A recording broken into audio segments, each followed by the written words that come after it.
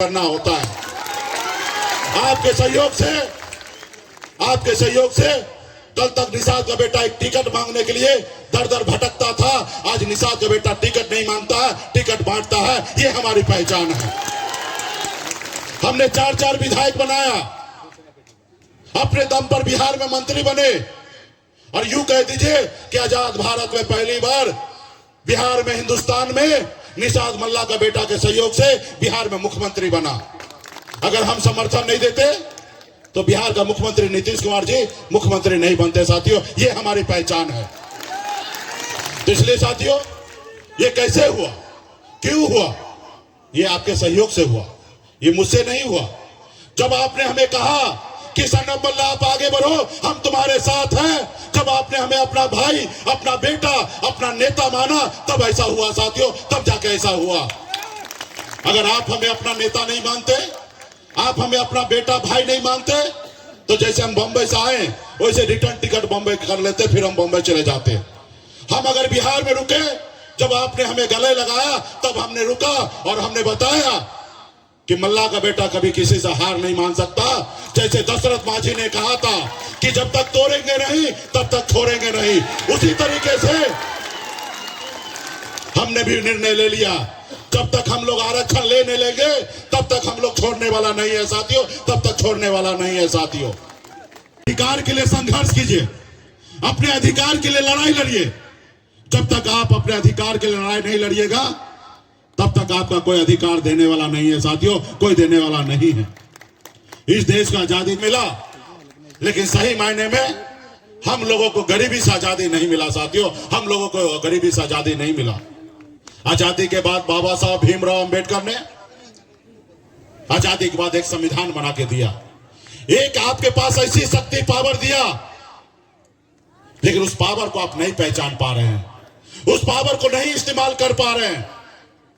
पहले ऐसा हुआ करता था आजादी से पहले कि राजा का बेटा राजा बनता था, लेकिन बाबा साहब ने कहा कि नहीं, ये लोकतंत्र है और इस लोकतंत्र में आपको वोट गिराने का अधिकार दिया। और बाबा साहब ने कहा जब रानी के पेट से बच्चा पैदा होगा वो राजा नहीं बनेगा। अब इस देश का राजा वही बनेगा जिसके पास वोट होगा, वही राज्य का मुख्यमंत्री और देश का प्रधानमंत्री बनेगा। लेकिन आपने वो शक्ति को नहीं पहचाना। आज जिन लोगों ने उस शक्ति को पहचाना, अपने वोट को, ताकत को समझा, उन्होंने अपने समाज का, अपने राज्य का भला किया।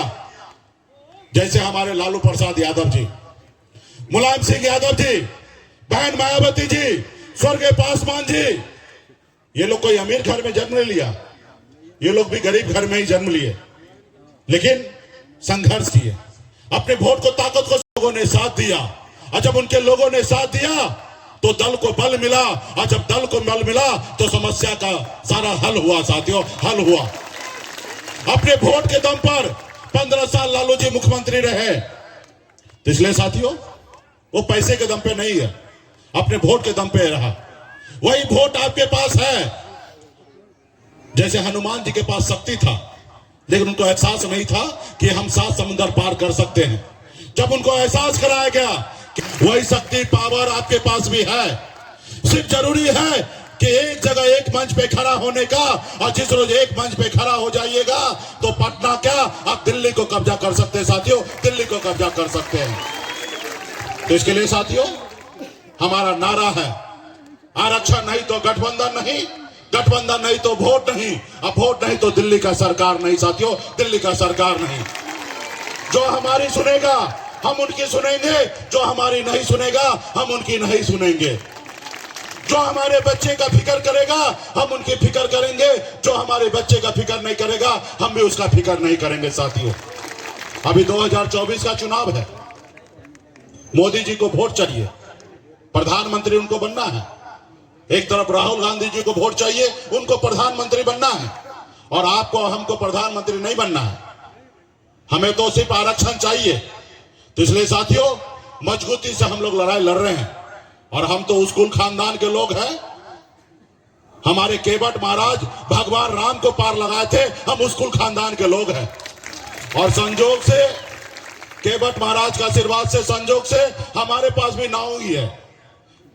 अगर 2024 में जिसको बैठना है नाव पे, पार लगना है, वो पहले आरक्षण लागू करो, फिर हम नाव पे बैठाएंगे। दादाजी मछली मारते थे, दादाजी मछली मारते थे, ऐसे घर में जन्म लिया, लेकिन मैंने संघर्ष किया। 18 साल की उम्र में घर परिवार को छोड़कर बॉम्बे जैसे शहर चला गया, मेहनत किया, मजदूरी किया, 900 रुपया महीने पे नौकरी करता था, लेकिन संघर्ष की बदौलत बॉम्बे जैसे शहर में आज भी हमारे लोगों के लिए रहने के लिए घर नहीं है और उसके घर पे जाने के लिए रास्ता नहीं है। अब पिछले 9-10 सालों से लगातार बिहार में हम संघर्ष कर रहे हैं, आज यूपी, बिहार, झारखंड में संघर्ष कर रहे हैं साथियों।